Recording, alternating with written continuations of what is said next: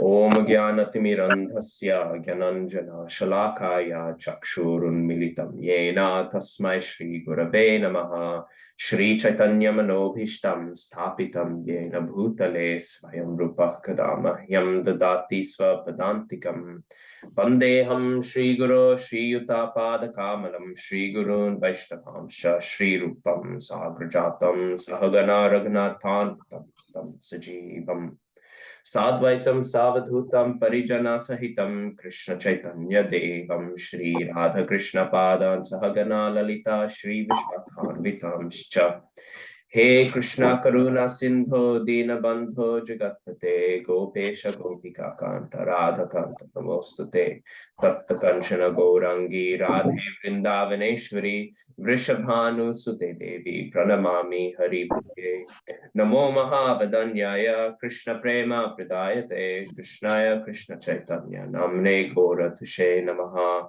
Panchakalpatarubhyascha Kripa Sindhubhya Evacha Patitanam Pavanebhyo Vaishnavebhyo Namo Namaha Jaya Shri Krishna Chaitanya Prabhu Nityananda Shri Advaita Gadadhara Shri Vasadi Gaura Bhakta Vrinda Hare Krishna Krishna Krishna Hare Hare Hare Rama Rama Rama Hare Hare.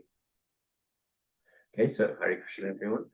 As I was saying before before I started recording, today will just be a short little something just to keep our mental flow going, really. That's not to say this is an unnecessary class. We will be touching on important details, especially because chapter 12 is very deceiving, right? You've all read chapter 12, I'm assuming. Hopefully we're all up to date with our readings. And we'll know that chapter 12 as well. What's your impression of chapter 12? There's one word which always comes to everyone's mind. When we think of the 12th chapter, what do we think?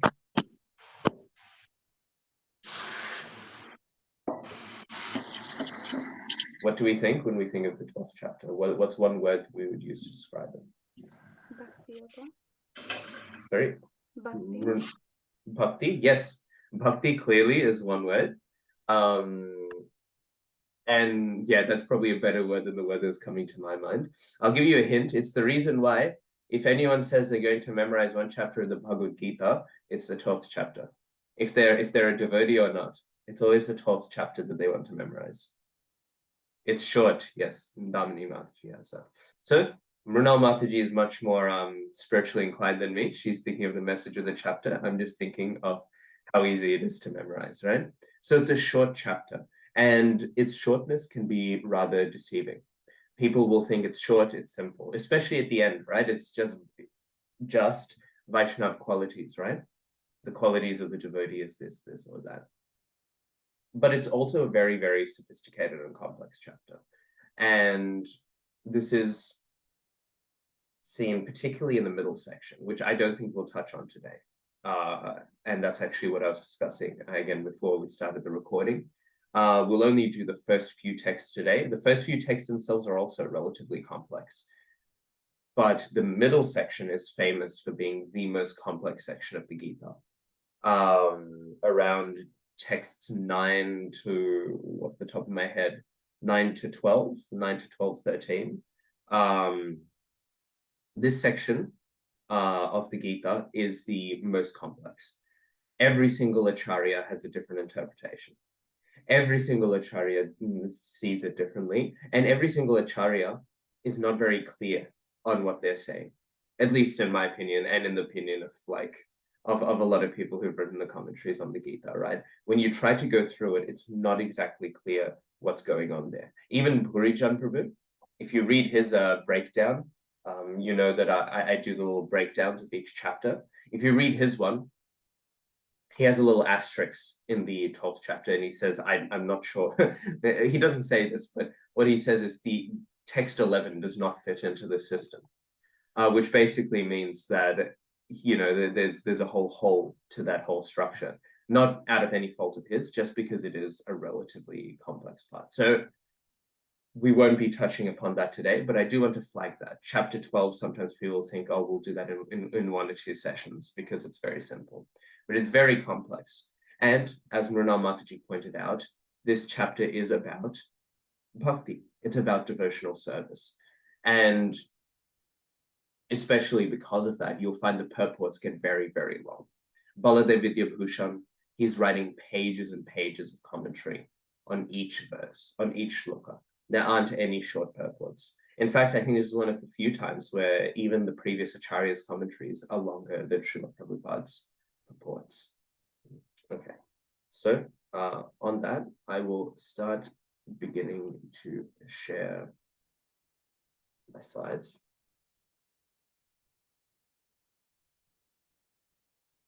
Right here, we have, this is my favorite photo of Srila Prabhupada. I just think it's very aesthetic. I don't know, I just really like it. I just think it's cool. I think the car's cool. I think the framing of it's cool. But anyways, I've saved this photo for when we do the 12th chapter. Okay, so we'll begin then. And we'll begin with a contextualization of the 12th chapter in terms of the Gita altogether. And this contextualization is very key. And it's key because the 12th chapter fits in a very specific way. Before we touch on these points here, I just want to point out that, again, as I'm sure we're very excited to know, that the 12th chapter is the final chapter of Module 2. And hearkening all the way back to the beginning of the course, how have we broken down the modules? Who can tell me? How have we broken down where we divide Module 1, 2, and 3? It's a small class today, so we can't run away from this hoping that somebody else will say it, okay? How have we broken down the structure? Is it like 1 to 6, like that, Prabhuji? The chapters yes. are, yeah, 1 to 6, then 7 to 12, then 13 to 18, the 3 Yes. modules. Yeah. Mm-hmm.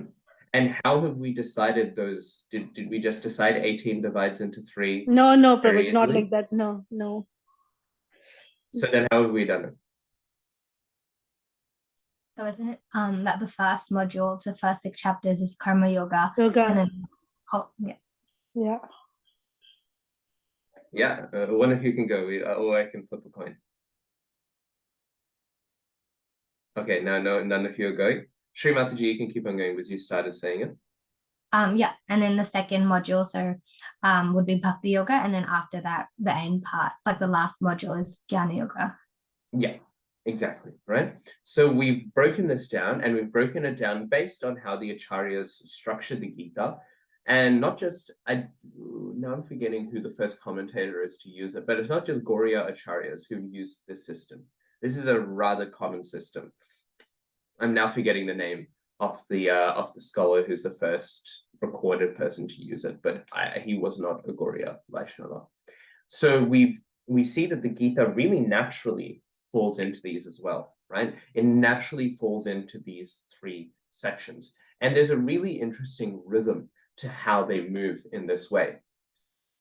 Some of you might remember, how does the sixth chapter of the Gita, Dhyana Yoga, right, about meditation, do we remember how does it end? What is the final text of the 6th chapter? You might remember because we've been really climbing up the yoga ladder, right?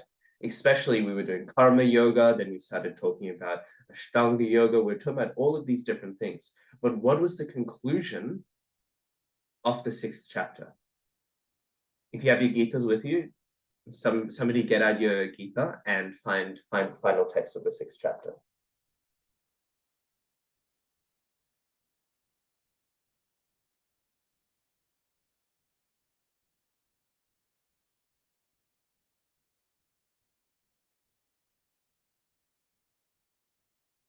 So if you just go to chapter 7 and you turn back a few pages, you'll instantly get to the final text of chapter 6. Whoever's got it first can read it out. I can read it out. The Jai. translation? Yeah. And of all yogis, the one with great faith who always abides in me, thinks of me within himself and renders transcendental loving service to me, he is the most intimately united with me in yoga and is the highest of all. That is my opinion. Jai, right? So what has chapter 6 concluded with? As Damini Mataji has read out, it concludes us with a glorification of bhakti, right? There's this really interesting structure to the Gita, right? In the first 6 chapters, we hear all of these things, right? Where, I mean, Krishna at one point says, fight in this war so you get nice sense gratification, right? Krishna's saying all sorts of things, right? But on the conclusion of it, he glorifies bhakti, right? Now, some of us might know, what is the final instruction Krishna gives in the 18th chapter? It's the final instruction he gives in the Gita altogether. This is famous. It's the first shloka we all learn, right? What is it? Sarva dharman parityajya mamekam sharanam vraja aham tvam sarva papebhyo moksha yashyami ma shuchaha, right? And what is it after? Manmana bhava madbhakto, right? That's what immediately precedes it. The final instructions that Krishna gives at the end of the Gita and at the end of the final 6 chapters is become my devotee, right? Always think of me, surrender all varieties of religion and simply surrender unto me. It is a direct instruction to engage in bhakti. We're finding the same thing again in chapter 6. The first of the 3 ends with a direct instruction that bhakti is greater than everything, become a devotee. The final 6 are ending in an instruction of become a devotee. Let go of everything else. Sarva dharman parityajya. Abandon all of the other things and simply surrender unto me alone, right? Now, these middle 6 chapters are, as Sri Mataji pointed out, the Bhakti Kanda, right? These are the ones about bhakti. So all of these ones really are about devotional service. So what we get is we get not just a few final instructions, but we get a whole chapter at the end here to glorify bhakti. This is the structure and flow of the Gita. It'll discuss things, and then it'll come to a climax of bhakti, and then it'll come back down and it'll discuss other things, and then it'll climax in bhakti, and then it'll come down again, and then it'll climax in bhakti. This is, if you will, the overall sort of rhythm that the Gita has. Does this make sense? So, so what we find is that this whole chapter is a glorification of bhakti. And therefore, we'll go now to this point. These, I've just copied and pasted straight out of Baladev Vidyabhushan's commentary, because I was trying to summarize it myself, and I found no matter how I could summarize it, just the direct copy and pasting was directly better, right? So I think we can have Vidhi Mataji, would you like to read the first dot point? Sure, Prabhu. Prabhu, let me just wear my glasses. Give me 1 second. No problem. Too small and can't read it. No, that's all right. Okay. In the 12th chapter, the Lord says that among all processes, pure bhakti, having the greatest power, enables one to quickly attain the Lord. In the 2nd and subsequent chapters, 2 to 6, one particular path was described, in which, after one understands about and realizes the Jivatma, one then meditates on the Lord, the Amshi. This is illustrated in verses like Avinashi, Tutat Vidhi, Bhagavad-gītā, chapter 2, verse 17. Okay. And maybe we can have Mrunal Mataji, do you want to quickly turn to chapter 217? If you have your computer with you, you can just Google it quickly and just read it out for us. Sorry, 217, yeah? Yeah.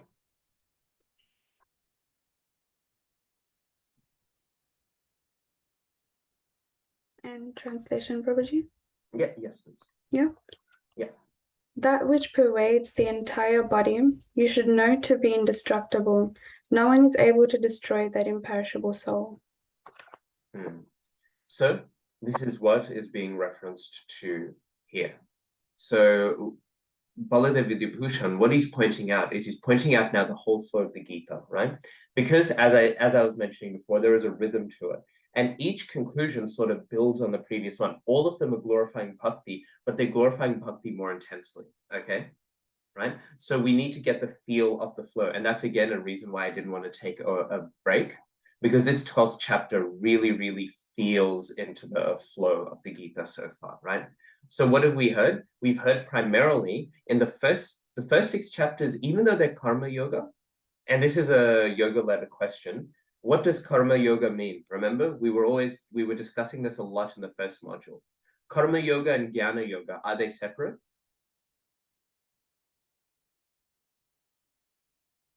Do you remember this? This is a bit of revision. Is karma yoga separate to jnana yoga? It's a flip of a coin. It's a yes or a no. Well, take your shot. What do you reckon? Uma Devi Mataji, which one do you reckon? Is karma separate to jnana? Yes, Prabhuji. They are separate, but are they also connected? They connected, yes, they're connected, Prabhuji, but we can't say karma is equal to jnana like that, Prabhuji. Absolutely, They're connected, we can't say. yeah. And how are they connected? How, Mataji, how would you say they're connected? They are connected. Gyan leads to karma?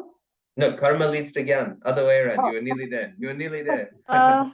That's all right. That's all right. Yoga, we haven't touched on the yoga ladder for a while, but this is key, right? So the first 6 chapters, even though they're discussing karma yoga leads to jnana yoga. Really, there's only 2 parts in the Gita, right? I mean, really, there's only one. It's just bhakti, right? Ultimately. But there's only 2 real methodologies that are described. You sort of split off. You're either doing bhakti or you're doing karma leading to jnana, right? Those are the 2 real destinations of the Gita. We're not really having anything else. So when we discuss karma yoga, as we have done in the first 6 chapters, we are discussing jnana, okay? So in a sense, this is a bit of revision, but it's important revision because it helps us understand this 12th chapter, okay? So, Prabhuji, is it like we are doing karma yoga and eventually we'll get that knowledge, Prabhuji? Is it like that? So karma yoga purifies you so that you can do jnana yoga. Okay.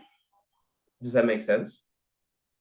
Okay, Because Prabhuji, this is the question that if it's really rusty, you can watch the recordings of the chapter 3 classes particularly, because this was Arjuna's whole question.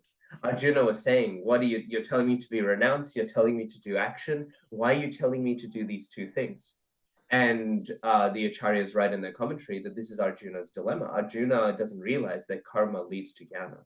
Karma leads to this, right? He thinks that they are 2 separate ways, but they're actually 2 different adhikars. And that's why Krishna says, right? I can't remember the Sanskrit now, but he says adhikar, I'm pretty sure, right? He says it's about qualification. Karma purifies you so that you're qualified to do jnana. You still need to do bhakti in order to achieve the goal of the whole thing. But yeah, no, don't worry. I was expecting everyone to be a little rusty. That's why I'm contextualizing it again. So don't feel embarrassed. There's a reason why I'm touching upon all of this again, because we haven't talked about it for a while. So I'm trying to refresh all of our memories. Okay. Sure, Prabhuji. Thank you. So, because karma really is this process which leads to jnana, karma yoga rather, or it leads to jnana yoga, right?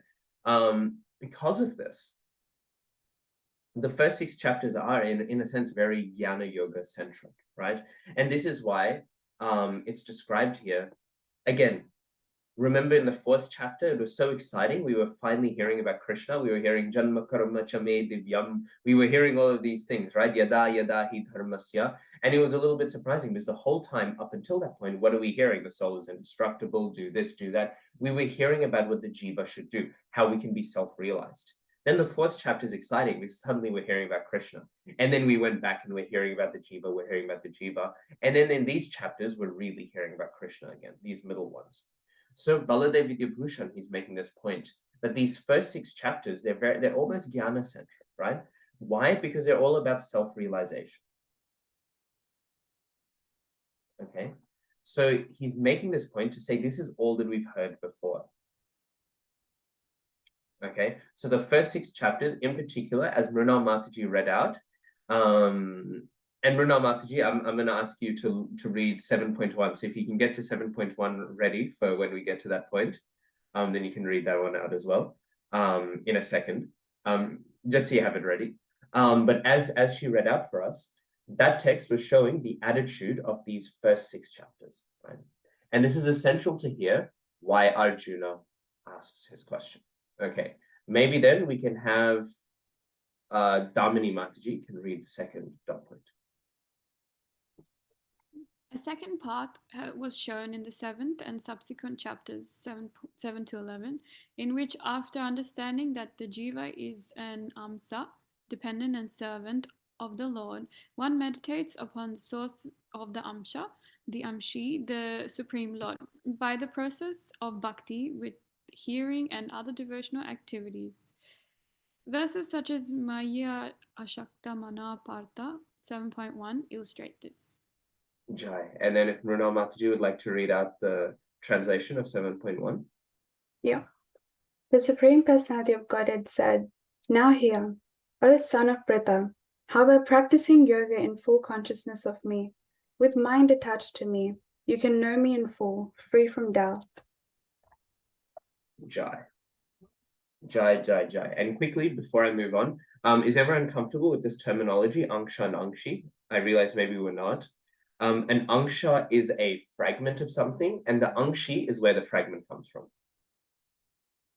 You'll hear this often, like when we hear the pastimes of like Nanda Maharaj and Mother Jashoda. We'll hear sometimes in some shastras about how in a previous life they did some sadhana, right? In order to attain the position of Mother Jashoda, of Nanda Maharaj, right? We'll hear about this sort of sadhana.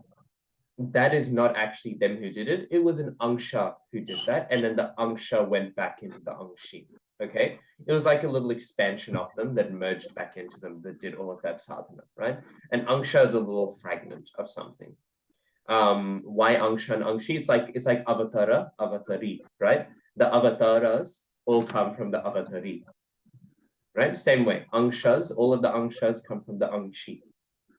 Vidhi Mataji? No, Prabhu, if you could repeat what was, so Amsha is the fragment, whereas Amshi is the source from which the fragment has come? Yeah. Okay. The Angsha is the fragment and the Angshi is the fragmented. Yeah, again, like Avatara, Avatari, the same sort of dynamic. Okay, so yeah, so sometimes, again, a little side note, but sometimes you'll hear how Devaki and Vasudeva, right? They were doing so much tapasya in their previous life in order to see the Supreme Personality of Godhead, etc. But they're also eternal associates of the Lord, right? So how do we understand this? We understand this by saying that those individuals who were doing the tapasya, who were doing the austerities, were angshas of the Angshi of Devaki and Vasudeva. So a little fragment of them split out in order to act out these pastimes, and it merged back in with them when they manifested Krishna's pastimes. If that doesn't make sense, it's fine. It's just sort of an example to give an idea of this is a common sort of terminology we use, especially the previous acharyas use it. Srila Prabhupada uses it, but not so much. He likes to say part and parcel, right? Yeah. Okay. So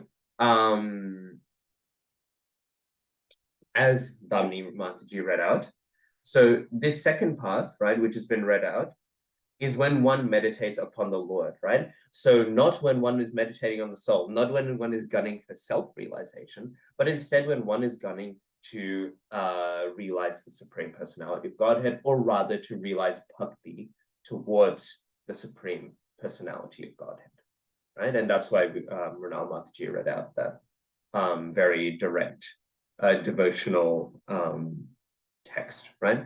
So now what he's saying is, he said in the first 6 chapters, we really had all this emphasis on self-realization, right? And now in this middle section, we've completely changed from the final text of chapter 6, really, and a few hints, obviously, throughout the first 6 chapters. But from the final text on, it's been bhakti, bhakti, bhakti, bhakti, right? So Krishna has really spent a lot of time talking about these 2 different ways. Now, we'll maybe, Vidhi Mataji, would you then like to read out the final point? And Sri Mataji, would you like to get the translation for 8.10 ready? Uma Devi Mataji, would you like to get the translation for 9:15 ready? Okay.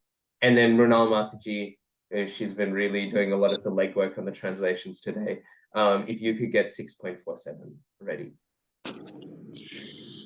In those middle 6 chapters, Bhakti mixed with Yoga, Yoga Mishra Bhakti, was also described in such verses as Pranyan Kale. And then maybe we could have, was Srimataji I gave 8.10 to? Yeah, read out the translation then. One who, at the time of death, fixes his life air between the eyebrows, and by the strength of yoga, with an undeviating mind, engages himself in remembering the Supreme Lord in full devotion, will certainly attain to the Supreme Personality of Godhead. Jai. So we can hear there. I won't interrupt Vidhi Mataji's reading too long, but we can see there. I think that's very explicit, right? That's yoga mixed with bhakti. I don't think there's, if you just listen to it, it's Baladev Vidyabhushan, he's just chosen the best texts, right? It's so explicitly mixed there. We can see the perfect example of where Yoga Mishra Bhakti was found so far. Okay, Vidhi Mataji, please interrupt me now and keep on going. No problem, Prabhu. Gyan mixed in the process of Bhakti, Gyan Mishra Bhakti, was described in such verses as Gyan Yajnain Chapi Anye. Jai. And then maybe, I think Damini Mataji. No. Umadevi Mataji? No, who did I give 9.15 to? I gave it to Umadevi Mataji. Yes, didn't I? yes, Mataji. Yeah. Yes, Prabhuji. Okay. Yeah. Others who engage in sacrifice by the cultivation of knowledge worship the Supreme Lord as the one without a second, as diverse in many, and in the universal form. Jai, thank you. And again, I won't comment much more. I'm just going to say this is a very good example, right? We're seeing where all of these Mishra Bhaktis have arisen. Okay, and then finally, Mataji, you can finish the whole thing and then we'll hear the final translation. At the end of the 6th chapter, before the middle 6 chapters, with the verse Yoginam Api Sarvesham, chapter 6, verse 47, the pure bhakti of those exclusively attached to the Lord, who were also the best among all, was described. And of all yogis, the one with great faith, who always abides in me, thinks of me within himself, and renders transcendental loving service to me. He is most intimately united with me in yoga, and is the highest of all. That is my opinion. Jai. Very nice that we got to hear that text first today. So there we see now Baladev Vidyabhushan, he's complicating it a hint more. He's saying not only has Krishna described the glorification of the Bhakti Marg, and also he's really discussed the Jnana Marga a lot. And of course, Jnana can eventually lead to Bhakti, but it also cannot, right? And of course, if that's all a little hazy for you, I'd recommend maybe after the test, but I'd recommend just revising over our module 1 content a little bit. If this is too hazy for you, it should be hazy for everyone because we haven't discussed it in a while, but if it's too hazy, I would recommend revising it a bit. But not only has he now described all of this, but now Baladev Vidyabhushan is complicating it a bit more, because Krishna has also described the mixing of the two, right? He's not only described knowledge of self and going to the path of devotion to the Supreme Personality of Godhead, Krishna has also described when we mix them, right? Now Krishna has described a mixing of them. And so why is this being contextualized so much? You'll see that Purijan Prabhu in his Surrender to Me, let me see, I've got it right on my desk here. He does a similar thing, right? He talks about all of these different comments that are made to glorify bhakti. And the reason why is, and normally I wouldn't say the first text before we begin do the overview, but I think it's important here. We can find that in Arjuna's question, which is the root of this 12th chapter. And maybe, I think Damini Mataji didn't read. Everyone else read for the final point, so Damini Mataji can say the English. Arjuna uvacha evam satata yukta ye bhaktastam paripasate ye chapyaksharam avyaktam tesham ke yoga vittamaha. Arjuna inquired, which are considered to be more perfect, those who are always properly engaged in your devotional service, or those who worship the impersonal Brahman, the unmanifested? Jai. So we can see why Arjuna is wondering this, right? This is why Baladev Vidyabhushan is quoting all of these things, because Krishna, like, yes, Krishna is being very clear. Krishna is being very clear, bhakti is supreme. I don't think anyone can be too confused. But it's still a natural question that could be asked based on how much diversity and emphasis Krishna has given throughout the Gita, right? Of course, we shouldn't take it that Arjuna is confused. We've already heard the texts where Arjuna says, now I am certain, now you have convinced me, right? So Arjuna, it's not that he's properly confused. But I think, as I said earlier, at this point, he's really trying to emphasize it for people who will hear the Gita later on. And he just wants to hear the glorification of bhakti, right? And the reason for this, again, we've got the structure of the Gita, but we've just saw the universal form. And the universal form chapter tricks everyone, right? Because everyone reads that chapter and what do they think of? They think of the Virat Rupa. Actually, as devotees, and especially as devotees who have been doing Bhakti-śāstrī, now when we think of the 11th chapter, what should we think of? What should be coming to our minds? We discussed this last week. What was the essence of the 11th chapter? What was the essential part of it? Is it the many mouths chewing? Is it the Kala Rupa eating more people? What is it? What is the essence of this chapter?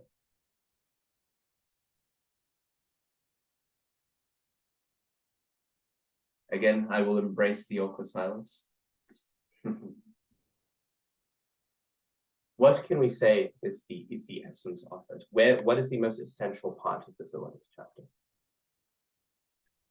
Where, in my mind, Prabhu, it comes that, like, Krishna is very clearly saying that even people who do charity and penance and all, they can't attain me, they can't see my, this roop and other things. It's only through bhakti, through pure,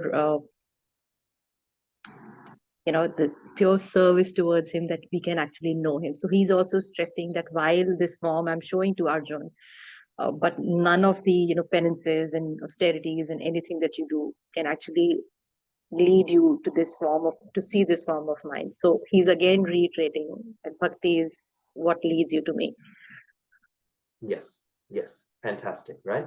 So the point of the 11th chapter isn't, oh, look at this amazing form. The point of the 11th chapter is actually you can only realize these things through bhakti, but B, it's right in that section when Krishna says, Arjuna says, look, I don't want to see this anymore. And Krishna reveals his original sweeter form, right? And Sanjaya describes it in this way, right?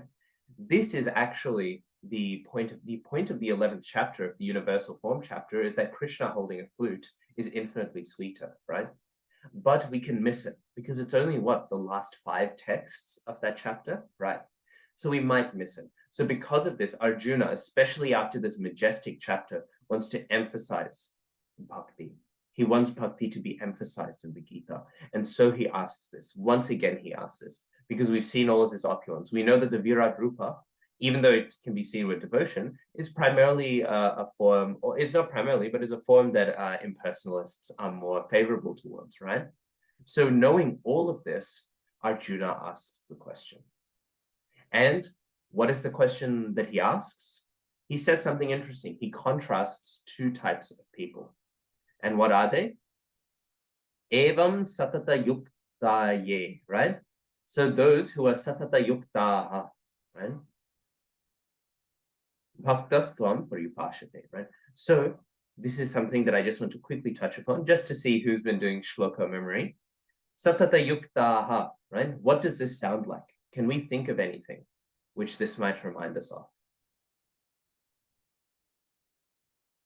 Satata yuktaha. Where have we heard something similar to this? Is it 9:14, I think? Yes, 9:14. 100%. Srimataji is going to get 100% in a shloka test. Can we think of any other texts?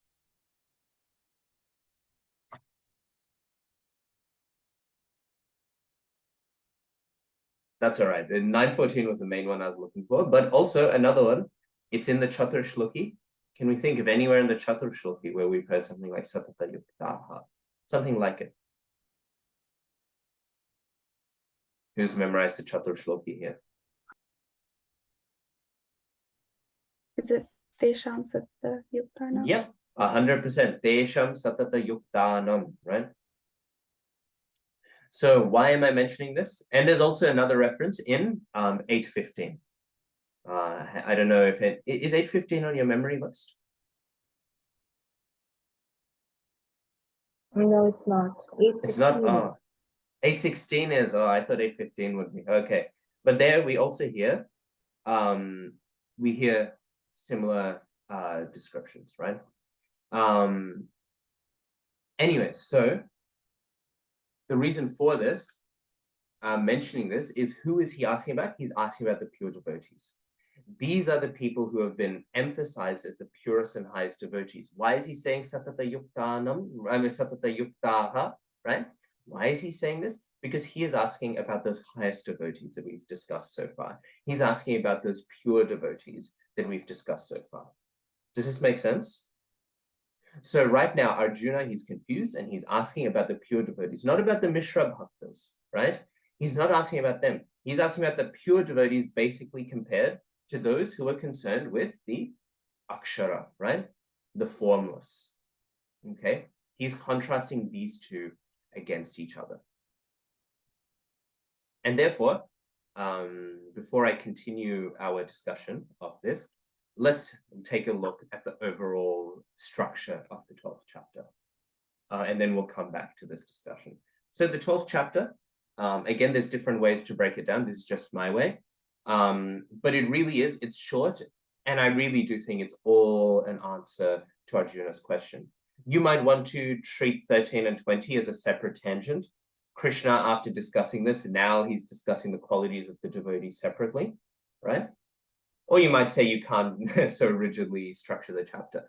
But I like to think that it really is an elaboration of this, because Krishna, he's just going into explaining the glories of personalism versus impersonalism, bhakti over jnana, okay? And therefore, as part of that glorification of bhakti over jnana, Krishna, he begins to explain the wonderful qualities of the devotee. Does that make sense? So we see like this naturally. 2 to 7, that is our initial discussion here. 8 to 12 is the stages of bhakti. And 8 to 12 is the most notorious, difficult part of the Gita. As I said, Purijan Prabhu, he has a whole appendix in Surrender Unto Me. And in it, his whole thing, he's saying, otherwise he's quoting all the other acharyas, but there he says all the acharyas are contradicting each other, so I'm just going to stick with Prabhupada for here. It's hard enough just sticking to Prabhupada's purports without introducing anything else, right? So 8 to 12 is complex. Now, I don't want to scare you all away. We'll go over some of the different approaches to it. But even Purna Chandra Goswami, he'll say that at the beginning when he teaches Bhakti-śāstrī, when he taught Bhakti-śāstrī, he will say, when we come up to this section, it's a very, very complicated section. So all I'm saying is get ready for headaches. That'll be your homework for the week. Do your shlokas and all, but also reread 8 to 12. And just try to think.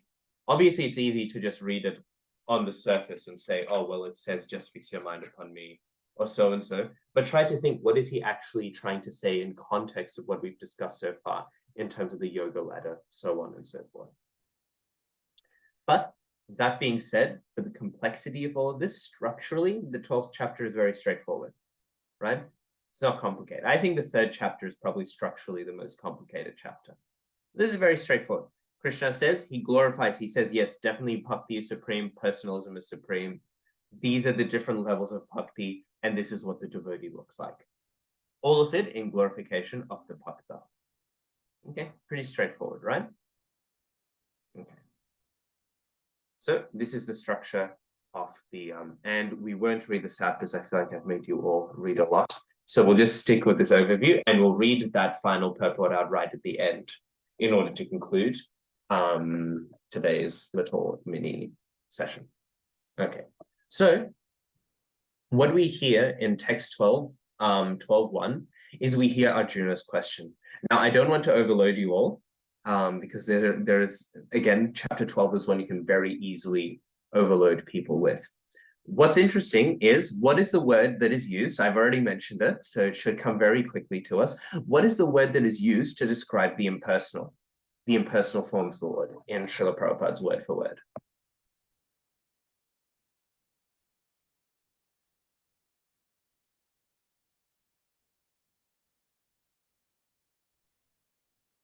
Avyaktam? Sorry? Is it avyaktam? Avyaktam is there, yes, absolutely. Avyaktam is the unmanifest, and there's another word that's used right before avyaktam. That's correct. There's two correct answers for this. What is the word right before avyaktam? Aksharam. Aksharam. So aksharam and avyaktam. Okay. Now these words are translated differently by different acharyas. And as I said before, I'm not going to overwhelm you all. We'll discuss this more next week. I'll go into more depth about this, but I just want to flag this, okay, that this will be something you can maybe underline it in your notes or something, that the acharyas all have very different ways of reading this. Baladev Vidyabhushan reads aksharam as meaning the soul, right? So he translates this whole thing as talking about meditating on the soul. And maybe we would have noticed that from the breakdown we just read that he's written, right? Aksharam, he's talking about self-realization the whole time. He's not talking about impersonal realization so much. And the reason why is because the way he explains this section of the Bhagavad-gītā is mainly talking about meditating on the self or meditating on the Supreme Lord. That being said, meditating on the self is very, very related to impersonalism, right? Okay, but there's very different ways that this is read. Like Ramanujacharya in his commentary, he says that that aksharam doesn't refer to the impersonal Brahman. He thinks it refers to something else, right? He actually takes a very similar view to Baladev Vidyabhushan, which is that aksharam refers to the soul. Okay, Srila Prabhupada does not take this perspective. Srila Prabhupada takes the perspective that it is referring to the impersonal Brahman. Now, why is this difference there? Firstly, as I've mentioned before, the acharyas are allowed to disagree with each other. We discussed this when we were discussing parampara, right? Parampara doesn't mean that every single word will be the same thing. It means they are all teaching the same central truths and that they all love Krishna and that they're all teaching each other how to love Krishna, right? This is what parampara means. Parampara doesn't mean that if you ask Sri, because if we think they're saying the same thing, that's impersonalism, right? They're all individuals. That's what makes them special, right? Bhakti, Srila Prabhupada, does anyone know what is the one thing Srila Prabhupada would be very heavy on with his brahmachari disciples?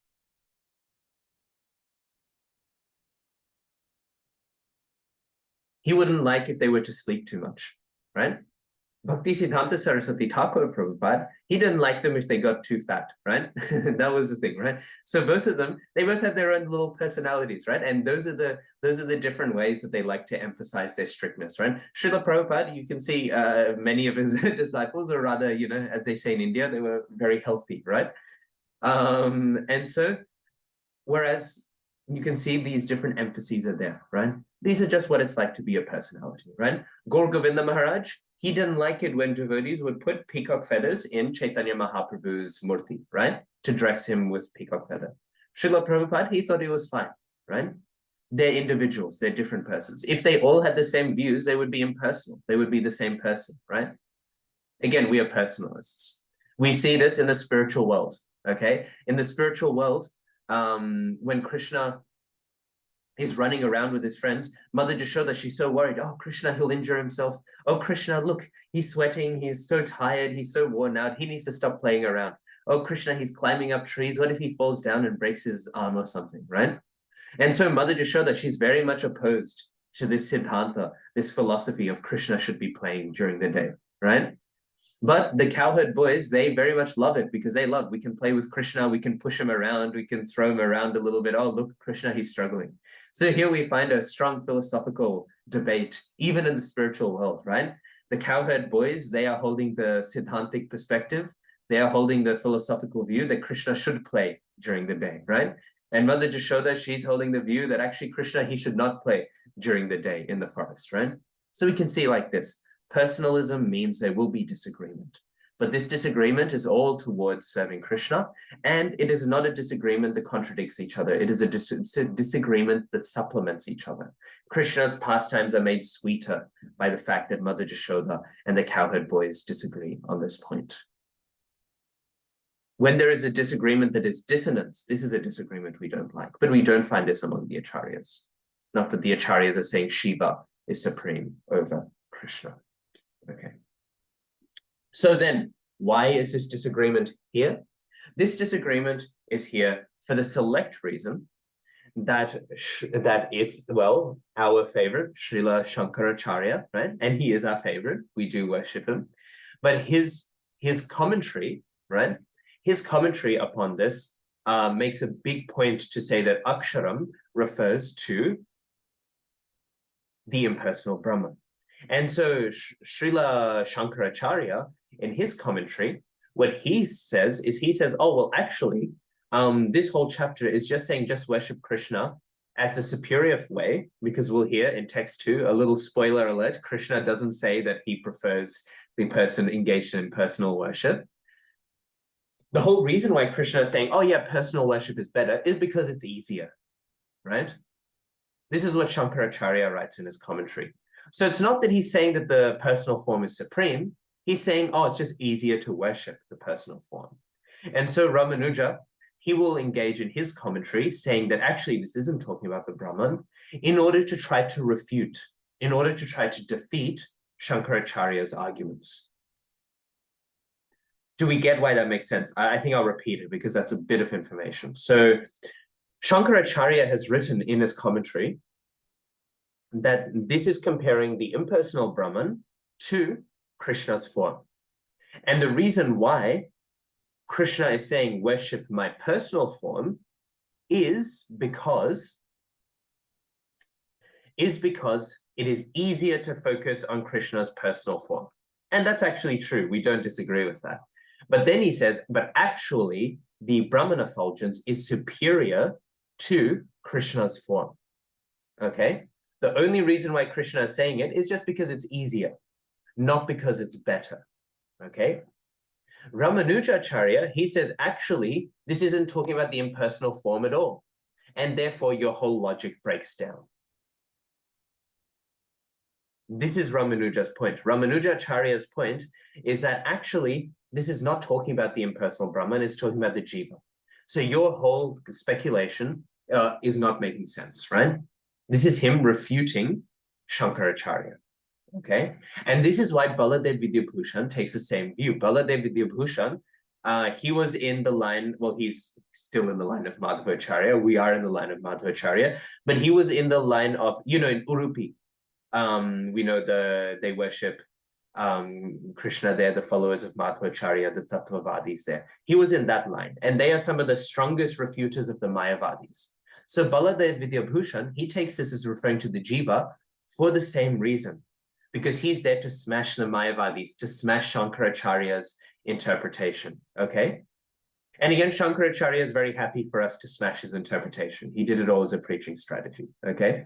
So it's not an insult to Shankaracharya. So this is the reason why Ramanuja has said Akshara refers to the individual soul. He wants to give a reading where he's pulling the rug out of the feet of Shankaracharya. Does that make sense, or have I still lost everyone? Okay, if I've still lost everyone, I'll touch upon this again next week, okay? I just wanted to touch upon it. Okay. But Srila Prabhupada, very interestingly, agrees with Shankaracharya, right? He agrees with Shankaracharya, and he takes the view that actually this is referring to the Brahman effulgence, right? But Prabhupada has already given his reasoning about why this is fine. Because Prabhupada would always say, the Mayavadis are always saying, oh yeah, whenever Krishna says nice things about bhakti, he's saying it because bhakti is easier. So for the people who aren't so qualified, for the people who aren't so able to do any bhakti, they can just, to do impersonal meditation, they can do bhakti, right? That's what they say. But Prabhupada, he makes a very good point in his purport. If bhakti is so easy, then why don't they do it, right? if bhakti is so simple and easy, then why are they doing all of these complex things? They should be doing it, but they don't do it, which shows that deep down, they know they're just trying to come up with some, some cheap, easy answer to dismiss the question, right? They haven't thought out their own logic. Again, if bhakti was so simple, then why aren't the impersonalists coming to it? So with that argument, Srila Prabhupada, he doesn't feel the need to use this specific reasoning to say that this chapter is talking about focusing on the soul or focusing on Krishna. So instead, Srila Prabhupada does the opposite. Srila Prabhupada uses this chapter to directly bash the understandings of those who are reading Shankaracharya's commentary and using it to say that the impersonal Brahman is greater than the personal form of the Lord. Okay, I said I wouldn't overwhelm you all, and then I decided to overwhelm you all anyways. We will still contrast the different acharyas. And by the way, if you thought that was complex, just you wait until we get to the middle section. That's gonna be really, that'll be for those of you guys who like Sanskrit and technical philosophy, okay? I promise to have some pastimes in there though, to break it all up, because it will be a little bit complex. On that point, I think we will start to wrap up our session today. But before we wrap up, I want to come back to one final point. And that is speaking about what the purpose of this 12th chapter is, okay? Because Krishna, we know he is going to speak from text 2. That's why I've already discussed text 1. I think you really need to discuss text 1 to understand the structure and intention of this whole chapter. Krishna's whole response then, of course, is the remainder of this 12th chapter, right? And Srila Prabhupada, in his purport to the final text, which is text 20, very nicely summarizes this 12th chapter. And as I'm sure you already know, and I hope you would agree, if you disagree, feel free to disagree with me, but I really feel like it helps to read the purports where Prabhupada summarizes the whole chapter before we read the chapter, so we get an idea of Prabhupada's flow for the chapter, okay? So I think we'll do another classic, we'll break it down into reading it. I think let's go sentence by sentence. So we can start with, I'll just go the order you're all on my screen. So Sri Mataji, you can read the first sentence. In this chapter, from verse 2 through the end, from Maya Aveshya Manoyamam, fixing the mind on me, through Dharmamritam Idam, this religion of eternal engagement, the Supreme Lord has explained the processes of transcendental service for approaching him. Then we can have Damini Mataji.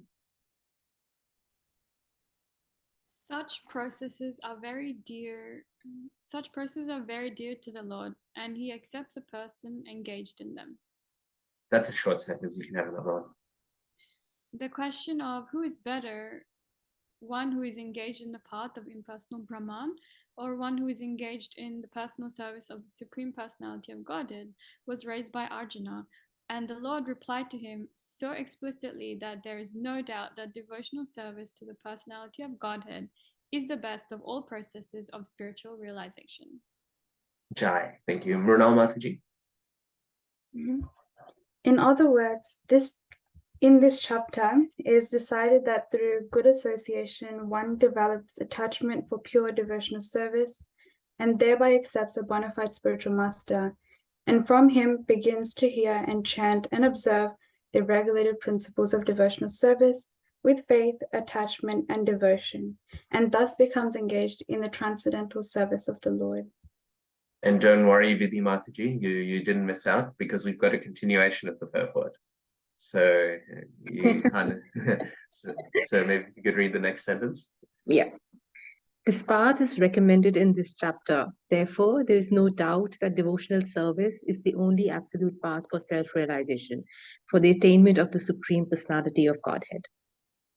Yeah, I feel like that's another short sentence. So you can have 2 sentences as well. Yeah, Prabhu. The impersonal conception of the Supreme Absolute Truth, as described in this chapter, is recommended only up to the time one surrenders himself for self-realization. In other words, as long as one does not have the chance to associate with a pure devotee, the impersonal conception may be beneficial. Jai, thank you very much. And then Uma Mataji, would you be able to read? Yes. If you want, you can finish the whole thing, or Yeah. Or you can read until step-by-step improvements in spiritual realization. Yeah. And I'll read the final sentences. In the impersonal conception of the absolute truth, one works without fruitive result, meditates and cultivates knowledge to understand spirit and matter, This is necessary as long as one is not in the association of a pure devotee. Fortunately, if one develops directly a desire to engage in Krishna consciousness in pure devotional service, he does not need to undergo step-by-step improvements in spiritual realization. Thank you. Jai. Devotional service, as described in the middle 6 chapters of the Bhagavad-gītā, is more congenial.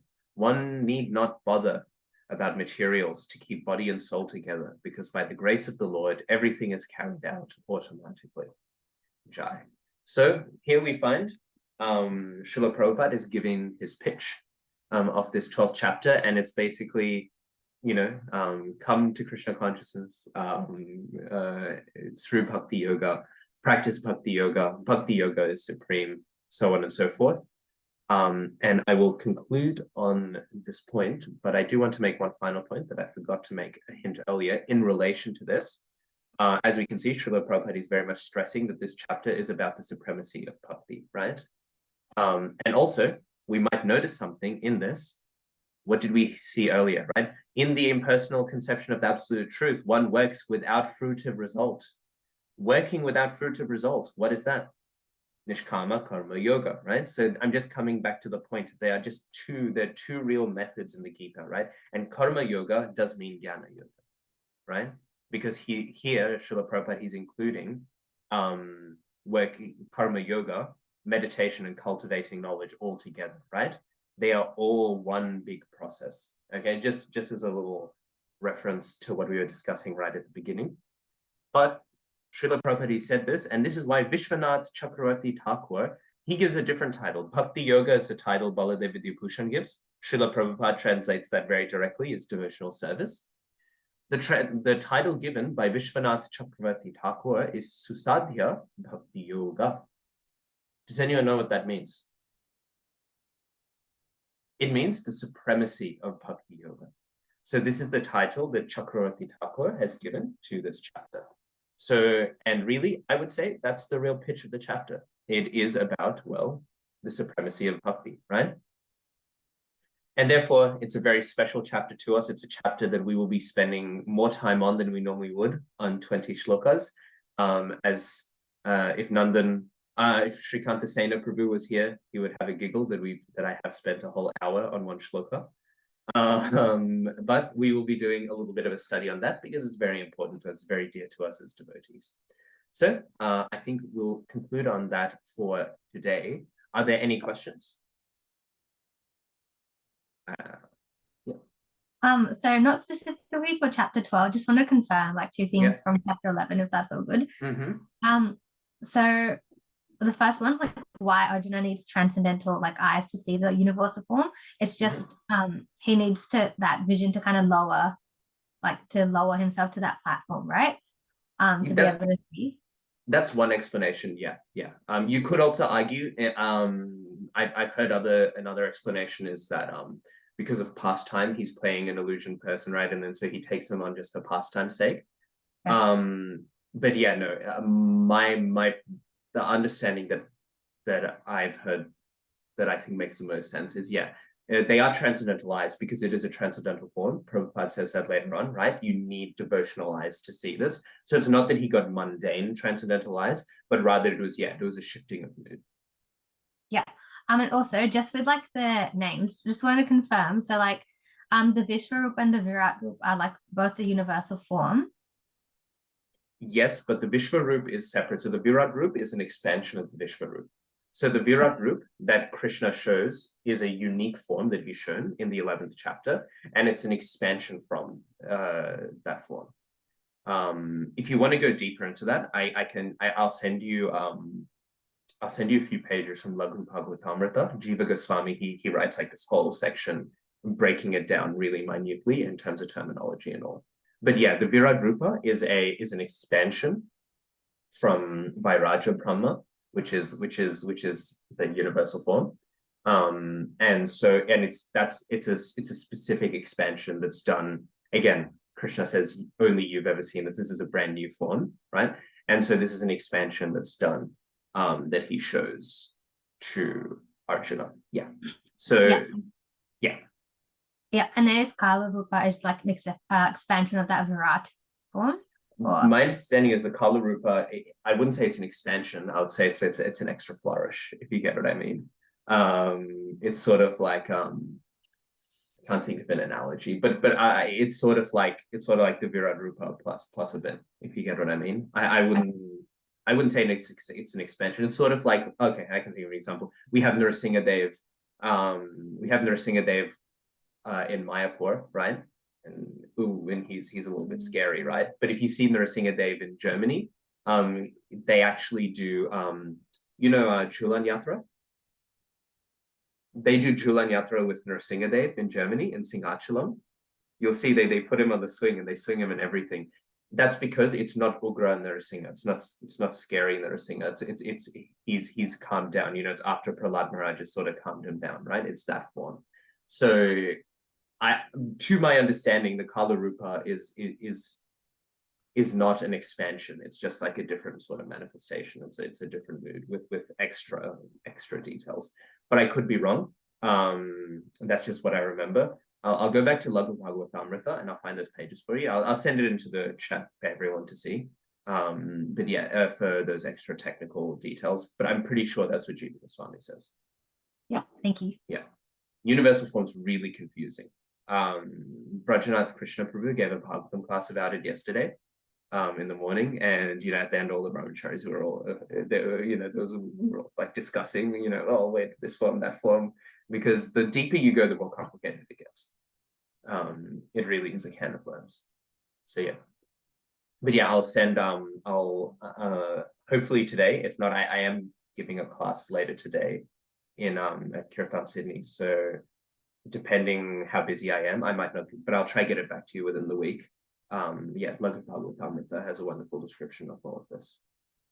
Yeah, Jai, good questions. They're universal form questions are all very, I think they're the most complicated part of the Gita, except for the middle of this 12th chapter. Okay, any other questions? Okay, Jai, well, nice to see all of you. Thank you for turning up in this irregular time.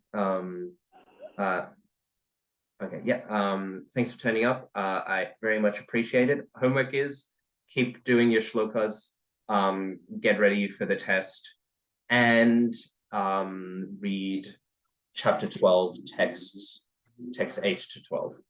Just reread those and really think about it in the build up to this week. Like think about maybe why it would be confusing. Maybe it's not obvious that that's a difficult passage. You know what I mean?